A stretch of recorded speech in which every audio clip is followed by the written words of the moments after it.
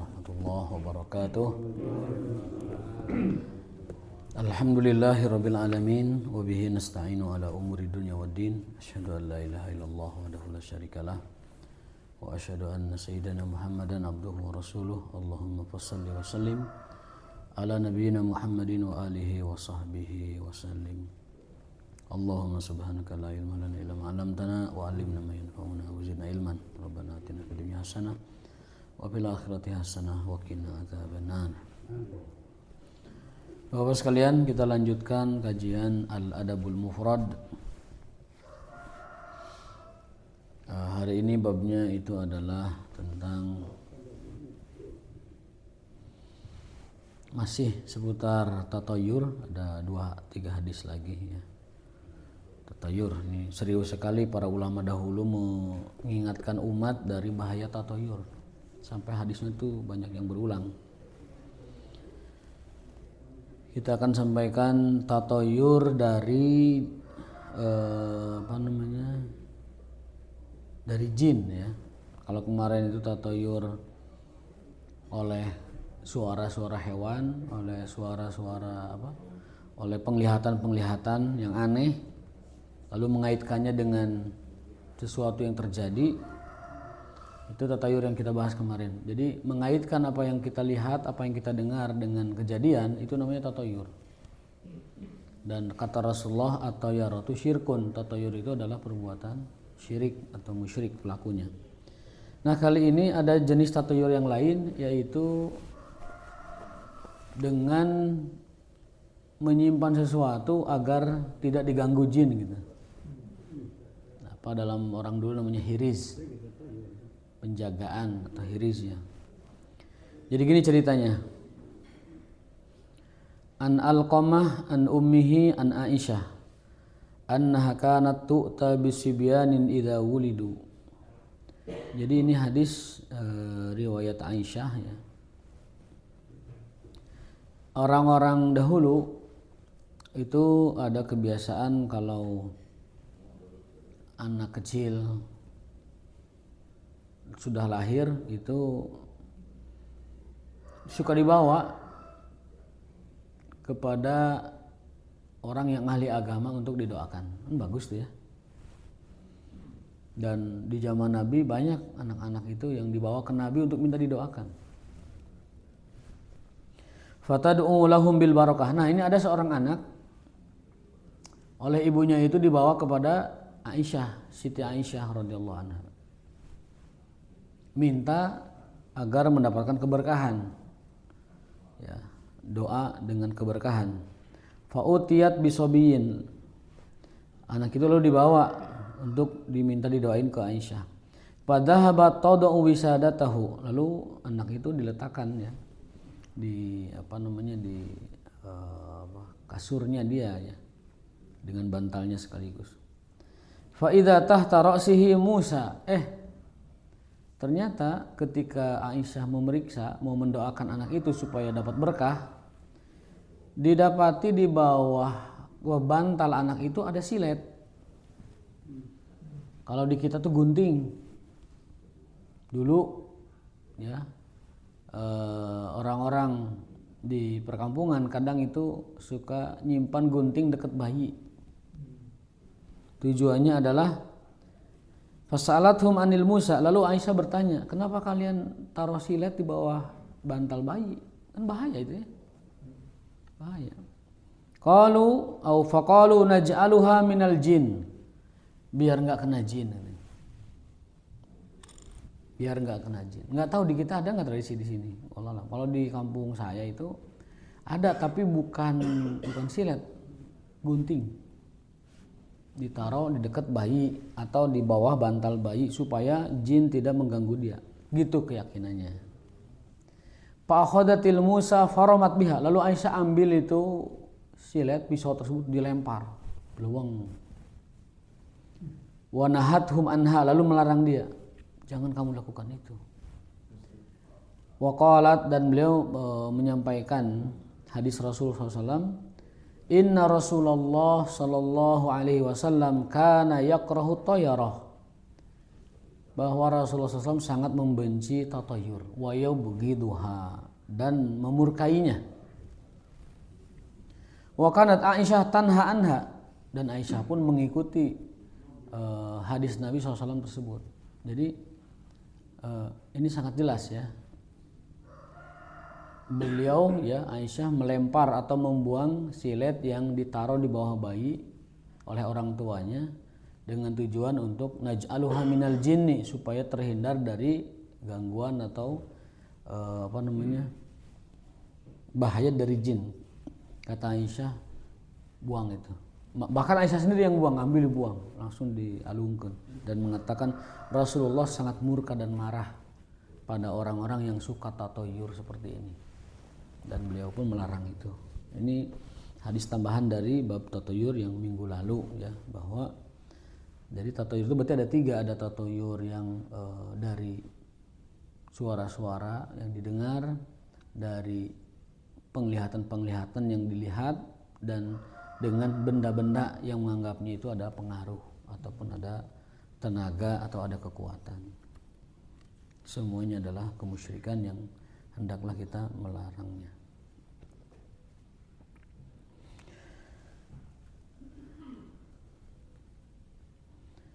Berikutnya adalah tentang perkataan baik. Jadi Nabi SAW itu menyukai perkataan-perkataan baik yang mensugesti gitu. Jadi ada bentuk lain dari tatayur, tapi sebenarnya bukan tatayur, yaitu sugesti perkataan baik. Pokoknya kamu bisa, kita akan bisa, kita sukses, kita akan, ya itu kata-kata afirmatif seperti itu. Kata beliau, yu'jibunil fa'lus sholih al kalimatul hasanah. Ya. Perkataan baik, motivasi, sugesti, meyakinkan diri, afirmatif segala macam itu Rasul menyukai kata-kata seperti itu. Kalau di dunia itu orang-orang yang paling banyak menyemangati diri dengan kata-kata itu orang Jepang biasanya. Sambil teriak tuh, oh, I can do it. Nah, I can do it. Saya bisa berduit, I can do it. I can do it. Itu kata-kata afirmatif yang baik itu Rasul suka itu. Atau motivasi, atau kata-kata hari ini dong Pak, ya, gitu. Kata-kata hari ini, tapi yang bermakna positif, memotivasi, Rasul suka. Kata beliau, yu'jibunil fa'lu sholih al kalimatul hasanah. Yu'jibuni, aku sangat tertarik, takjub, tertarik, al fa'lu sholih ay al kalimatul hasanah, dengan kata-kata yang baik yang menimbulkan fa'lu, optimisme.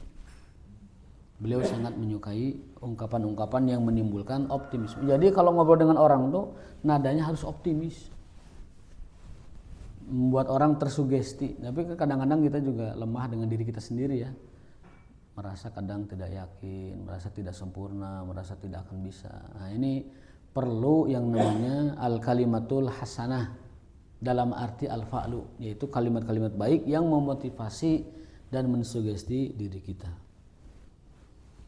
Ya. Termasuk saya juga itu. Ketika melihat kuliah S3, wah kayaknya S3 ini agak berat ini. Tapi oleh beberapa bapak-bapak disemangati. Oh, bisa, pokoknya mau rasa tamat pun. Itu insyaallah.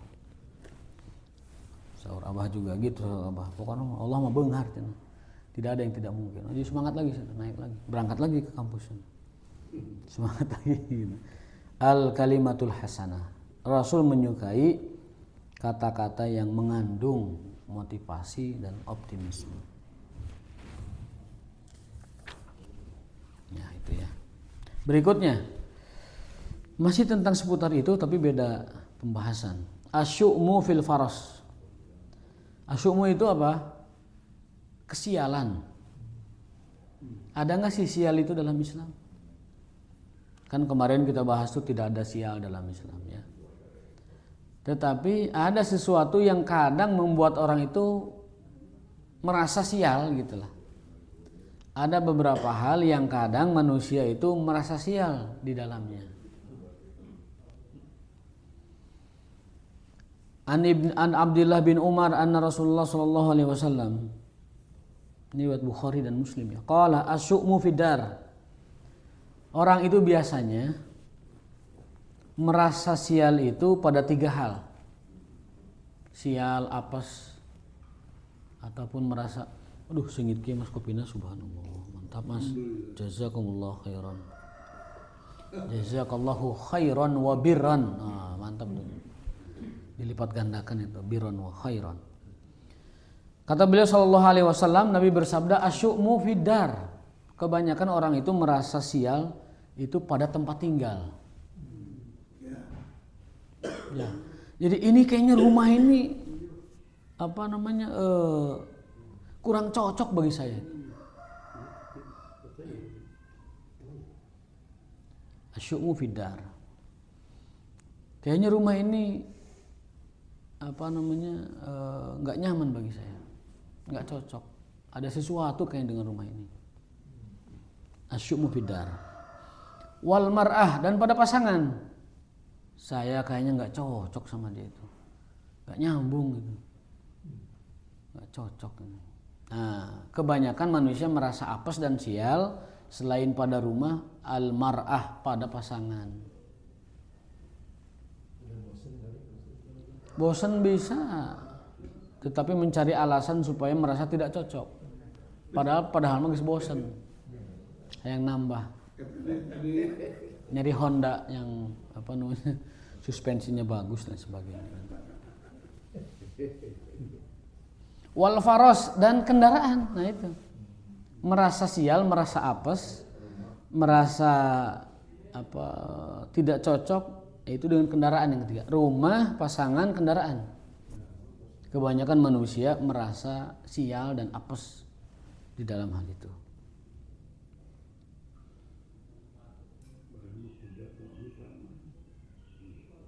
Ada orang kalau naik kendaraan tertentu itu aya we muskilah, aya we permasalahannya ada saja gitu. Rudet, ngadat we, pokoknya susah gitu. Tapi ketika dia ganti kendaraan lain itu nyaman-nyaman saja. Berarti kendaraan ini pada orang tersebut itu sebuah kesialan. Kita beli motor tertentu, ketika dipakai sama kita terus, kok ini motor masalah terus. Kadang mau orang musibah, kadang jatuh, kadang ke bengkel gitu. Ogok. Tapi ketika dipakai orang lain kok nyaman-nyaman saja. Nah, itu namanya keapesan, kesialan di dalam kendaraan. Asyu'mu fidar wal mar'ah wal faras. Kesialan itu ada pada rumah, pasangan, dan kendaraan. Bagaimana solusinya kalau itu terjadi? Solusinya adalah ganti. Ganti. Nah, ini ada hadisnya ini nanti. Qala rajulun, ini dari hadis Anas bin Malik. Hadis Anas bin Malik radhiyallahu anhu, beliau mengatakan qala rajulun, datang seseorang kepada Rasulullah SAW. Ya Rasulullah, inna kunna fi darin kasura fiha adaduna. Ya Rasulullah, dulu di rumah kami itu baik-baik saja. Kasura fiha adaduna, keluarga kami terus bertambah. Wa kasurat fiha amwaluna, rezeki juga harta melimpah. Fatahawalna ila darin ukhra, kami pindah rumah. Faqalla fiha adaduna, lo, kok di rumah ini malah sedikit jumlah keluarga kami, artinya meninggal. Wa qallat fiha amwaluna, harta kita juga seret, rezekinya seret. Qalla qalil, seret. Qala Rasulullah SAW rudduha, balik lagi ke rumah tadi kalau bisa. Maksudnya ke rumah yang sebelumnya tuh. Ya. Atau beli lagi atau balik lagi, pokoknya tinggalkan rumah itu. Rumah yang seret duit sama jumlah keluarga yang makin berkurang tuh tinggalkan.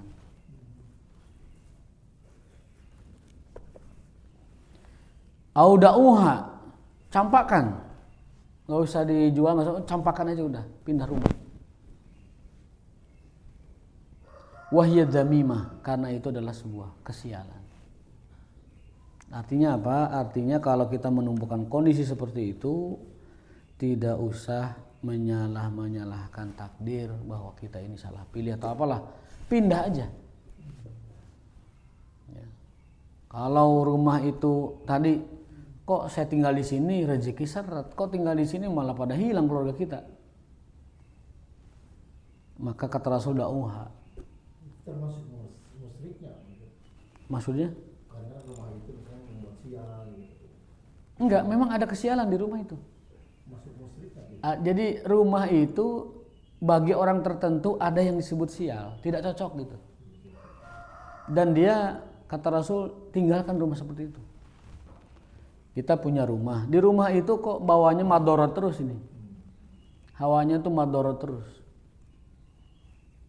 Rezekinya seret, keluarga kita juga musibah terus.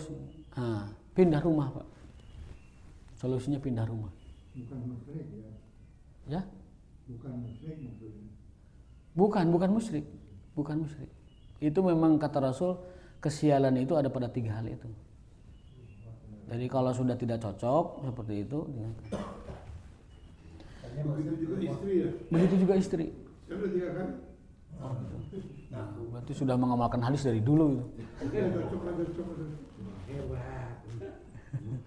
Itu tanya rumah yang kosong katanya Ya. kalau setahun kosong itu suka berbeda itu atau ada apa gitu. Pokoknya hadisnya begini. Kamar yang tidak ditinggali fahuwa lisyaiton. Itu adalah jatah setan. Kata hadis begitu. Jadi kalau buat rumah jangan sampai bikin rumah yang ada kamar kosongnya. Kecuali memang kamar itu ada pemiliknya sedang tidak ada, lain lagi. Tapi kalau dia buat rumah sengaja ada kamar kosong, itu satu kamar kosong itu lisyaiton. Pokoknya tidak boleh ada kamar kosong. Kalau rumah itu kosong misalnya ada setahun. Berarti apalagi rumah. Ini kamar saja yang ditinggali, rumahnya ditinggali tapi kamar itu kosong terus. Itu setan tinggal di situ. Gitu. Apalagi rumah, begitu. Makanya rumah itu jangan sampai dikosongkan. Itu setannya kepada ayat Quran kalau gitu. Setannya Ada satu kaidah. ya. Setan itu akan lari terbirit-birit sampai kentut-kentut kalau membacakan satu ayat. Kata siapa itu, Pak? Nah, ada itu. Jadi apakah hadis atau ayat? Jadi ada 2 hal yang berbeda di situ. Yang pertama, setan itu lari terkentut-kentut itu kalau mendengar azan. Kalau mendengar azan itu dia lari terkentut-kentut. Kemana larinya? Ke sana, ke laut, ke gunung, ke tempat markas dia. Beliung. Nanti setelah azan beres balik lagi menggoda orang-orang supaya tidak ke masjid. Tah berarti nu teu ka masjid teh digoda setan hitut eta. Digoda setan hitut. Ini hadis Bukhari, Hadisnya sahih. Ketika setan mendengar azan, itu mereka lari walahu dortoh. Dortoh itu durot. Durot itu apa? Terkentut-kentut. Beberebetan itu. Kabur ke gunung-gunung, ke laut-laut. Makanya setan mah di situ tuh di Laut Kidul loh itu. Kan paling dekat laut di sini tuh. Jadi setan kopo permai lamun adan ngabret ke Laut Kidul kan itu. Ke Pantura gitu, ke Laut Jawa itu. Atau ke leuweung-leuweung kalau itu. Ke rumah kosong. Kalau di hadisnya tuh ke kerajaan-kerajaan dia. Lari ke kerajaannya. Kalau selesai adan, datang lagi untuk menggoda orang-orang supaya tidak memenuhi panggilan azan. Sare deui geus tunduh keneh gitu. Oh, geus da adan mah isukan enggak aya deui geus. Di PPND itu. Berjamaah aya keneh berjamaah aya da. Enjing ge aya keneh berjamaah mah. Di masjid ge seueuran da. Terus nah, ketika qomat kabur lagi dia. Ya, kita tahu kecepatan iblis itu atau jin kecepatannya beda dengan makhluk biasa. ke laut kidul mungkin dia cuma butuh 2 detik. Blesat terusan. Blesat urang mah genep jam itu genep jam tuh Nmax itu. Supra mah paling bisa 7 jam itu. Belum macet. Oh, Ciwidey Cidaun. Dengan catatan apa namanya pasar Ciwidey-nya nggak macet gitu. Lebih lama. Nah, ketika qomat kabur lagi dia. Ketika selesai qomat datang lagi menggoda orang sholat. Nah, goda orang sholat supaya tidak khusyuk, tidak fokus. Digoda, kacau-kacau hatinya itu. Nah, itu setan yang lari terkentut-kentut. Adapun setan yang lari dibacakan itu bukan ayat tapi surat. Apabila dibacakan surat Al-Baqarah sempurna tamat dari Alif Lam Mim sampai Fansun Al-Qaul Kafirin 200 sekian puluh ayat. 286 ayat baru itu setan itu akan meninggalkan rumah tersebut. Inna syaitana yanfiru, sesungguhnya setan berlari, kabur maksudnya. Minal baitil ladzi yuqra'u fi suratul Baqarah, dari rumah yang dibacakan surat Al-Baqarah. Jadi kalau ada rumah dibaca surat Al-Baqarah, setan pergi dari situ. Tapi datang lagi. Bisa jadi kalau lama nggak dibaca datang lagi. Kalau rumahnya nggak dibaca. Budak Al-Qur'an selesai. Tetap balik juri bisa. Berarti itu Al-Baqarahnya kurang ini, berarti kurang banyak, Pak. Tapi dari mana tahu jin itu ke situ lagi, Pak? Ya, diganggu terus. Balas sholat, balas iya, saya lupa. Sepertinya itu mah jin yang ada di dalam diri kita sepertinya. Bukan yang dari rumah. Ini mah jin rumah. Jin rumah itu takut. Jin penunggu rumah kalau dibaca Al-Baqarah dia pergi. Makanya cara meruqyah bangunan itu atau properti itu dibacakan surat Al-Baqarah. Jadi jin sendiri ya. Jin sendiri masih ada di sini. Kata menghesek. Apa korin itu kan nempel ya. Korin itu dalam bahasa Arab korin itu nempel. Susah menyelaminya ya. Susah. Nabi Muhammad itu korinnya nempel terus. Nabi Muhammad korinnya nempel terus. Nempel di badannya. Iya. Seperti kita semua. Kata hadis Rasul, tidak ada manusia tanpa ditempeli korin. Ma min ahadin illa wa ma'ahu korinu. Tidak ada manusia, tidak ada orang kecuali tempelan korin. Kecuali orang sombong. Kecuali Orang sombong. ada korinnya juga. Enggak, orang sombong enggak curi sieun. Wah, itu mah klaim saja. Udah jadi balat kamu. Mungkin jadi balat. Jadi sekutu. Nah, ketika itu Rasul ditanya, apakah engkau juga sama ya Rasul? Apakah sahabat tuh ya seperti itu keanehan. Sahabat tuh aneh, loh kok Rasul juga ada korinnya gitu. Apa jawaban beliau? Illa annahu la ya'muruni bimaksiatin. Tapi korinku sudah tunduk. Dia tidak membisikiku dengan kemaksiatan. Gitu. Jadi semua manusia itu terlahir dengan korin masing-masing. Kalau korin kita masih liar, belum tunduk, dia sesuka dia menggoda kita. Kalau Rasul korinnya sudah tunduk. Walam ya'murni bimaksiatin. Dia tidak membisikiku dengan kemaksiatan. Itu. Ustaz, ada orang yang bisa melihat jin di sekitar? Nah, pertanyaan apa tentang melihat jin. Ini mumpung babnya bab jin ya. Kata Imam Syafi'i, kalau ada orang mampu melihat jin itu kemungkinannya 2. Yang pertama, pada diri orang itu ada jinnya. Makanya para dukun bisa lihat jin. Karena dalam dirinya ada jin. Bukan jin kulit. Bukan.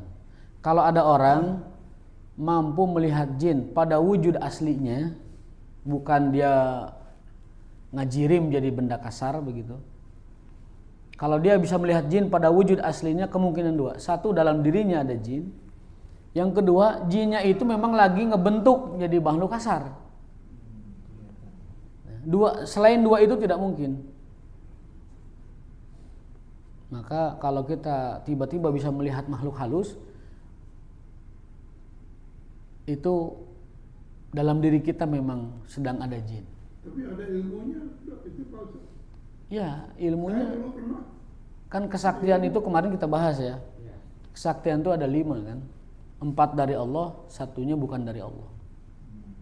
Yang terakhir itu ya, bukan dari Allah itu. Dari setan. Maka hakikatnya manusia itu tidak bisa melihat makhluk halus sebenarnya. Kecuali makhluk halus itu nyamar jadi makhluk kasar. Misalkan jin itu nyamar jadi perempuan, nyamar jadi nenek-nenek, nyamar jadi anjing. Di masa Rasulullah itu kata Aisyah, anjing hitam itu adalah objek media yang paling disukai jin untuk menyamar. Dalam hadis al-kalbul aswad syaitan, anjing hitam itu setan. Anjing hitam. Yang kedua adalah ular. Kisahnya ini ada dalam kitab Aqidatul Mu'min. Kucing hitam, Anjing hitam. Kucing mah tidak ada hadisnya. di rumah saya kucing hitam. Kucing tidak ada hadisnya. Ini anjing. Anjing hitam itu setan. Kemudian dalam hadis lain itu disebutkan, silakan baca dalam kitab Aqidatul Mu'min itu, ada pengantin baru yang istrinya ketika suaminya keluar itu istrinya itu duduk di luar. Nah, bagi orang Arab itu kan aib. Ya, istri nongkrong di luar, suaminya nggak ada, itu bagi orang Arab itu aib. Maka mau ditampar. Ketika mau ditampar, kata istrinya jangan apa? Kamu jangan marah dulu. Coba lihat ke dalam. Pas lihat ke kamar ada ular besar ngejepat di atas kasur.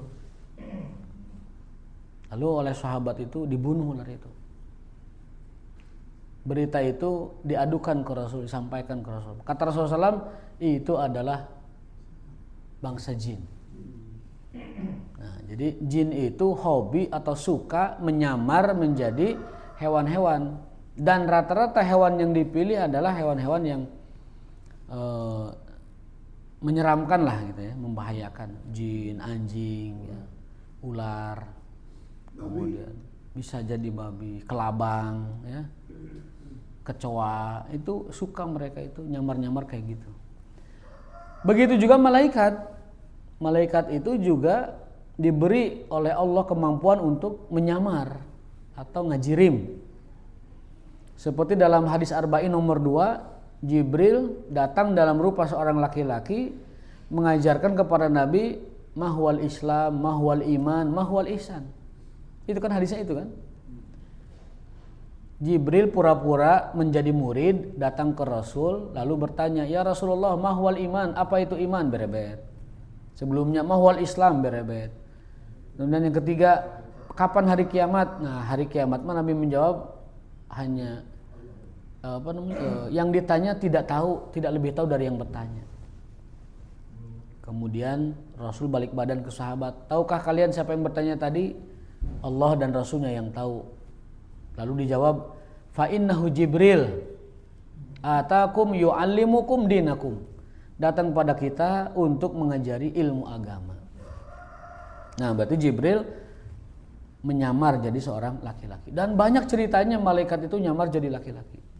Bahkan ada seorang sahabat namanya Dihya Al-Kalbi, itu sahabat paling tampan. Sebelum Islam waktu jahiliyah, kalau dia mengunjungi satu kota itu para wanita satu kota itu geger, histeri.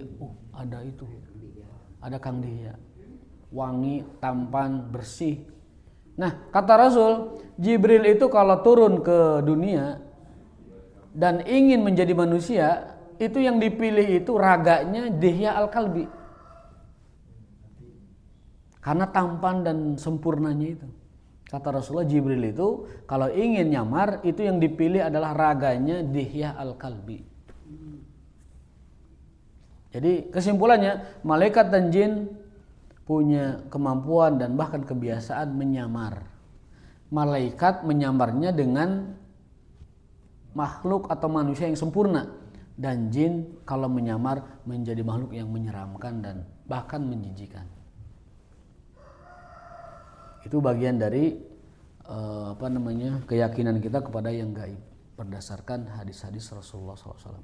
Bahkan ketika Nabi hijrah, Itu siapa yang mengusulkan di majelis Quraisy agar Nabi Muhammad dibunuh? Itu juga iblis. Kan selama ini tidak ada rencana Quraisy membunuh Nabi Muhammad kan? Nggak ada. Nggak ada rencana Quraisy sampai tega membunuh Nabi Muhammad, itu nggak ada. Kecuali di bagian akhir dari sebelum hijrah. Ketika itu orang Quraisy sidang umum lah gitu ya. Munaslub. Untuk menyikapi Nabi Muhammad.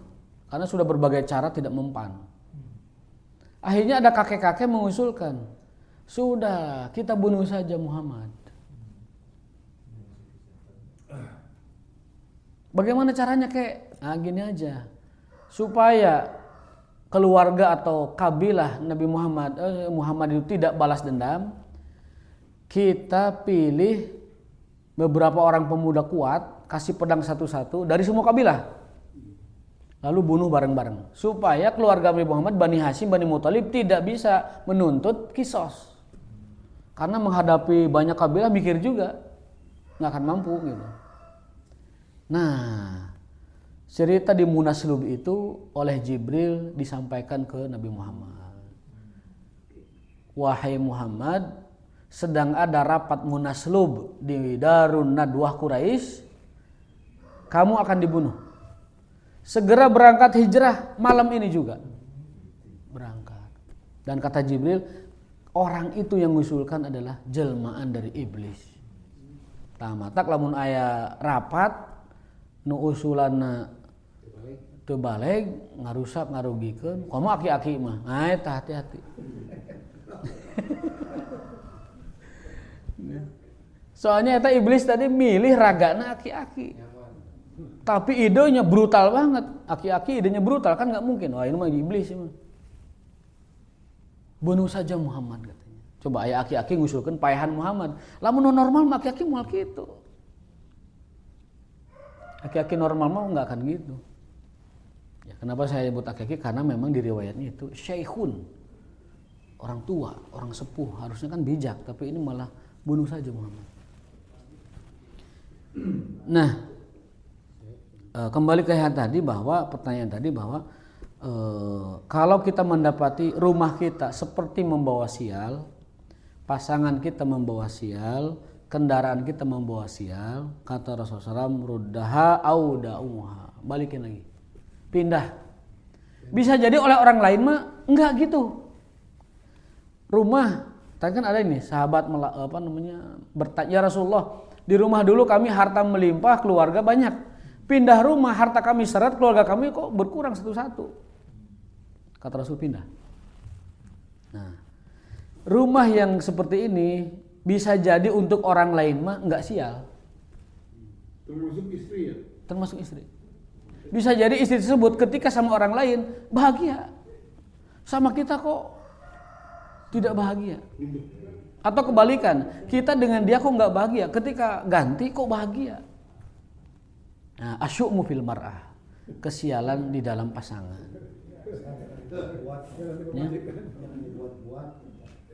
Ya bukan direkayasa, maksudnya ini apa alami. Jadi rumah, kendaraan dan pasangan kalau membawa kita kepada tadi kebangkrutan, kesialan, keapesan, itu ganti. Bisa jadi dia dengan orang lain lebih baik. Bisa jadi dengan orang lain lebih cocok. Istri kita dengan kita nggak bahagia. Ketika dengan orang lain, loh kok cocok, kok bahagia. Malah runtui barudakna ngabring. Kemudian rezekinya lancar. Lem biru juga boleh. Tapi HP mah nggak masuk di sini ya. Itu kendaraan, kemudian kendaraan pasangan dan rumah. Fa'in wahiyya dzamimah, karena itu adalah sebuah kesialan. Hadis ini sebagian ulama mengatakan ada catatan, tetapi para ulama hadis mensahihkannya atau menghasankannya. Abu Daud meriwayatkan dan mengatakan, Syekh Albani mengatakan hadis ini adalah hasan, riwayatnya baik. Artinya dapat dijadikan sebagai argumen atau hujah atau dalil dalam bersikap atau mengambil hukum. Gitu. Jadi kalau rumah kita ini rudat, kok di rumah ini kita dagang gantung untung, pindah cari rumah KPR itu Banjaran tuh sekian ya, atau yang dekat juga pindah. Artinya saran Nabi kalau orang mendapati rumah seperti membawa sial begitu apes, disuruh pindah. Tapi kalau sama orang lain malah enggak ya. Kalau sama orang ini malah enggak gitu. Bagi dia berarti rumah itu tidak syu'mu. Bagi kita syu'mu. Ya, cocok gitu ya. Jadi ada hal-hal seperti itu di dalam kita. Beda dengan tatayur. Kalau tatayur begini, ada suara lalu kita meyakini bahwa sesuatu akan terjadi. Tuh satu. Atau ada penglihatan, setelah melihat itu kita meyakini akan ada terjadi sesuatu. Itu tatayur namanya. Korea.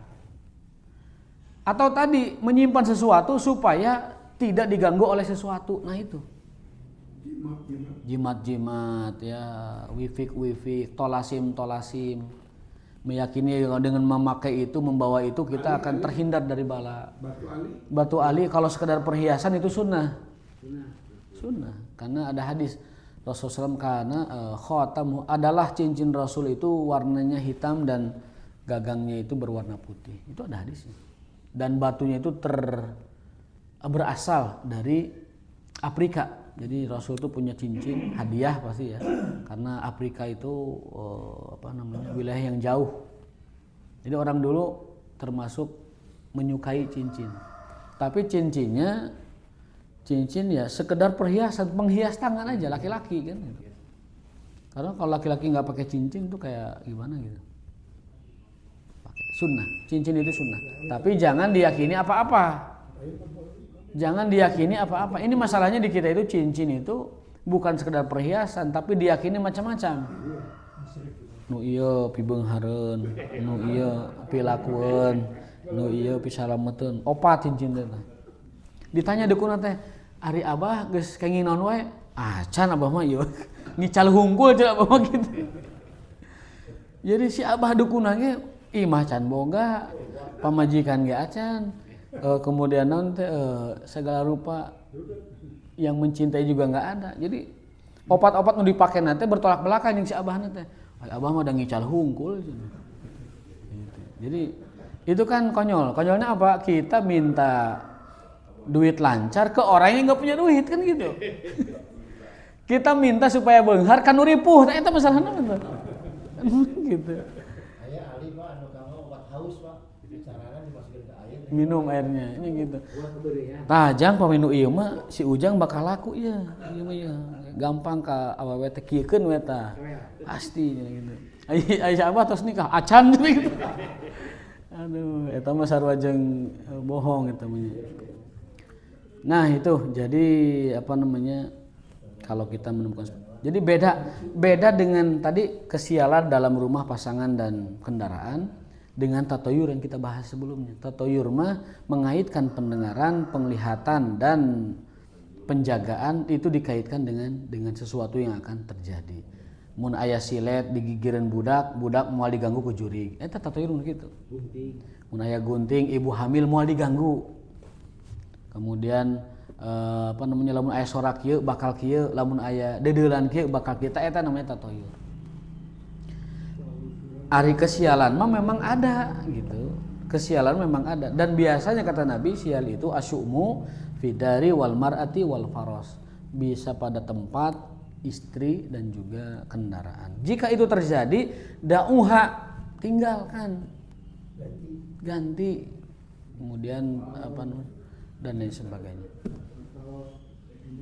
Abang sendiri Rasul itu 10 atau 11? Ya. Abang sendiri apakah cincinnya tidak 10 11? Apanya? Cincinnya. Ya, kalau Rasul itu punya 10 atau 11, apakah pakai cincinnya juga? Rasul itu cincinnya cuma satu. Walaupun istrinya 11, cincinnya satu. Iya mah cincin henteu istri henteu teh eta. Jadi Gitu. Perhiasan ya. Jadi kesimpulannya apa hukum pakai cincin? Boleh karena itu perhiasan. Bahkan kalau kita niatnya sunnah itu dapat pahala sunnah. Tapi kalau sudah mulai merasakan bahwa cincin ini ada apa-apanya itu jatuh pada syirik. Makanya tipis antara melakukan sunnah dengan kepercayaan pada cincin itu. Jangan pernah ada kepercayaan pada apapun. Bahkan Hajar Aswad sekalipun itu nggak ada kekuatannya sama sekali gitu. Kata Umar bin Khattab ketika dia mencium Hajar Aswad, apa kata dia? Innama anta hajar, kamu itu hanya batu. Laula anni ra'aitu Rasulullah yuqabbiluka ma qabaltu. Kalau aku tidak melihat Rasulullah mencium kamu, aku tidak akan mencium kamu. Eta Hajar Aswad. Kamu hajar-hajar nulain gitu. Hajar cuma hajar cincin, hajar segala macam. Pokoknya jangan Hajar Aswad saja yang disebut batu dari surga itu tidak memiliki manfaat atau madarat secara langsung. Apalagi batu-batu yang lain. Maka ini menjadi pondasi keimanan kita, akidah kita bahwa kemanfaatan dan kemadaratan semata-mata berasal hanya dari Allah, bukan dari makhluk-makhluknya. Kalau ini Ustaz, ada batu-batu yang menurut keterangan itu bisa menyembuhkan penyakit, katakanlah misalnya Batu Mas Ridwan. kan pakai kalung itu. Ya. Itu kan artinya batu itu berkhasiat. Nah, apa nggak boleh dikatakan bahwa khasiat itu kehendak Allah atau diberi manfaat oleh Allah, nggak boleh dikatakan itu. Pernahkah kita memeriksa batu itu memang benar-benar bermaksiat atau tidak? Ada bukti ilmiah nggak batu itu pernah diperiksa kemudian mengeluarkan betul-betul mengeluarkan apa namanya energi tertentu atau apa istilahnya tuh gelombang tertentu? Kalau itu terbukti secara ilmiah itu bukan batunya tapi memang apa? Ada zat tertentu, ada gelombang tertentu yang dapat dibuktikan secara sains bahwa itu mempengaruhi peredaran darah kita misalkan. Kalau itu mah tidak apa-apa mempercayainya. Kesehatan. Tapi kalau sekonyong-konyong tiba-tiba ini batu akan menyehatkan, ini akan, nah itu bagian dari tatoyur, bagian dari apa? Syirik gitu. Contoh gini, apa radiasi ya. Kita meyakini bahwa 1 gram uranium misalnya itu memiliki apa namanya energi atom sekian-sekian. Kan itu kan sains membuktikan kan bahwa memang material dari batu ini punya sifat atom yang seperti itu gitu. Itu kan tidak apa-apa, ada sains itu. Memang batu bergerak secara tidak terlihat kan. Partikel terkecilnya itu tidak. Nah, tapi kalau meyakini bahwa batu ini menyembuhkan, batu ini menyehatkan, batu ini, nah itu bagian dari tatayur yang tidak diperbolehkan. Syiriknya. Jadi tipis memang itu. Subhanakallahumma wa bihamdika asyhadu an la ilaha illa anta astaghfiruka wa atubu ilaik. Hatur nuhun punten. Assalamualaikum warahmatullahi wabarakatuh.